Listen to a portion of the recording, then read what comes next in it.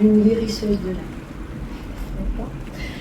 Bon, mais bienvenue, merci pour votre confiance. Les conférences, quand je les fais, alors chaque fois que je vais dire je, parce qu'il n'y a pas d'autre mot en français, prenez en considération, si vous voulez bien, qu'il y a toute l'équipe de l'invisible. D'accord, toute mon équipe. Mais le nous, ça fait un peu, on va, du boulon. Le on, je trouve ça impersonnel, donc j'ai quand même décidé de garder voilà, le jeu, parce que c'est ce qui me parle le plus.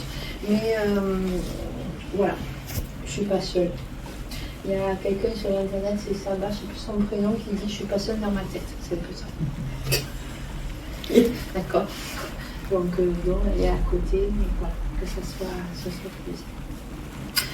Donc ce soir, vous êtes venus pour les schémas répétitifs. Alors, c'est interactif. Vous avez des questions? On pose des questions, vous me posez des questions parce que voilà, si je fais un monologue pendant 2 heures, c'est pas super intéressant.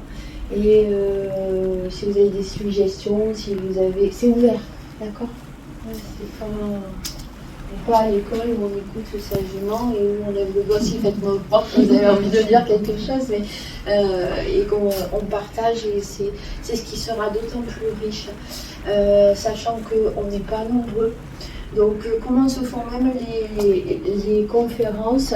Bien évidemment, j'ai une ligne conductrice, mais ça se fait aussi en canalisation par rapport à qui vous êtes. D'accord?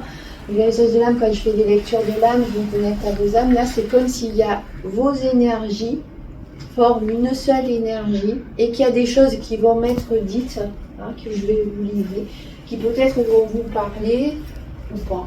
Mais voilà comment ça fonctionne. Hein, on est là ensemble, mais il y a aussi des connexions, c'est ce que je disais tout à l'heure, ces connexions d'âme ou ces appels d'âme. D'accord? Alors, Einstein disait, la folie, c'est de faire toujours la même chose et de s'attendre à un résultat différent.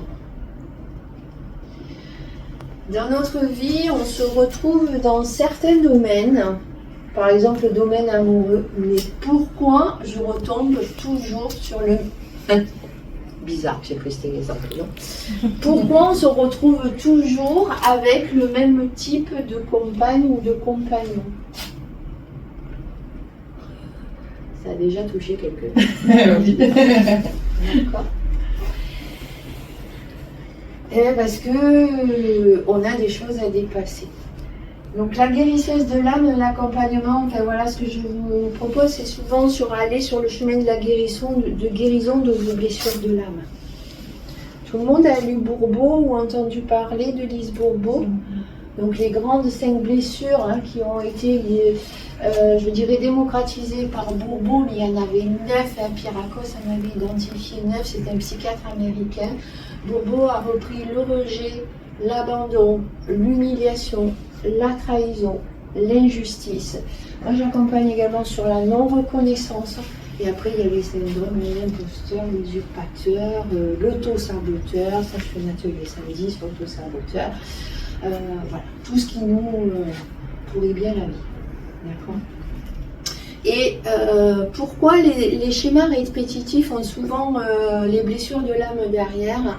Parce que lorsqu'on s'incarne, alors tout le monde est OK avec la réincarnation? Oui. On a décidé avant de s'incarner, c'est là que des fois c'est un peu difficile à avaler, qu'on allait venir expérimenter telle ou telle blessure. On les expérimente toutes à des degrés différents. D'accord? Et on choisit nos parents, nos conjoints, nos conjointes, nos enfants, notre patronne, tout ça, pour venir dépasser ces blessures. Et on les identifie entre fécondation et 6 ans. Et le reste, c'est que des rebonds, comme dirait Calestrémé. Si vous la connaissez, Natacha Calestrémé. Donc, Natacha, oui. Donc, les schémas répétitifs, on est dans ces rebonds. Et tant qu'on n'a pas compris,